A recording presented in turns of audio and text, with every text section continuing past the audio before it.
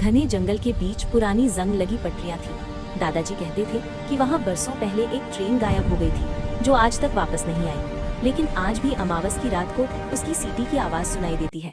चिंटू बंदर: अरे बंटी, ये सब कहानियाँ हैं। आज रात हम यहीं रुकेंगे और देखेंगे कि कौन सी भूतिया ट्रेन आती है। बंटी भालू डरते हुए: नहीं चिंटू, हमें घर चलना चाहिए, मुझे अजीब सा लग रहा है।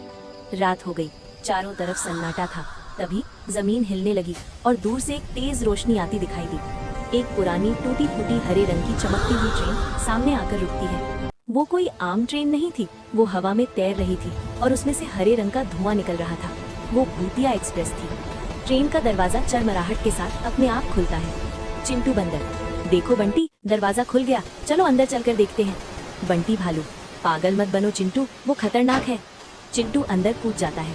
अंदर सब कुछ मकड़ी के जालों से भरा है। चिंटू: अरे यहाँ तो कोई नहीं है, बस पुरानी सीटें हैं। लेकिन चिंटू गलत था, वो ट्रेन खाली नहीं थी। अचानक दरवाजा बंद हो जाता है और ट्रेन तेज रफ्तार से चलने लगती है। चिंटू चिल्लाते हुए: बंटी बचाओ, दरवाजा नहीं खुल रहा। बंटी बाहर से: चिंटू कूदो, खिड़की से कूदो। ट्रेन के अंदर चिंटू के पीछे एक कंकाल टीटी की वर्दी पहने खड़ा हो जाता है।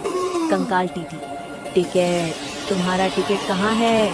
ट्रेन पटरियों से ऊपर उठकर हवा में बादलों की तरफ जाने लगती है। ट्रेन अब जमीन छोड़कर आसमान की तरफ उड़ने लगी। चिंटू समझ गया कि अगर वो अब नहीं कूदा तो कभी वापस नहीं जा पाएगा। बंटी भालू एक पेड़ पर चढ़ जाता है और अपनी लंबी छड़ी ट्रेन की खिड़की की तरफ बढ़ाता है। बंटी: चिंटू मेरा हाथ पकड़ो, जल्दी। ट्रेन अभी पेड़ के पास से गुजर रही थी, ये आखिरी मौका था। चिंटू टीटी को धक्का देकर खिड़की से बाहर बंटी की तरफ कूदता है।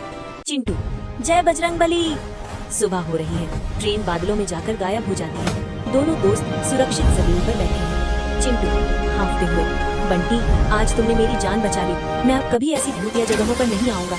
उस दिन के बाद जंगल में कभी उस ट्रेन की आवाज नहीं आई, लेकिन चिंटू ने फिर कभी किसी भूतिया चीज से पंगा नहीं लिया।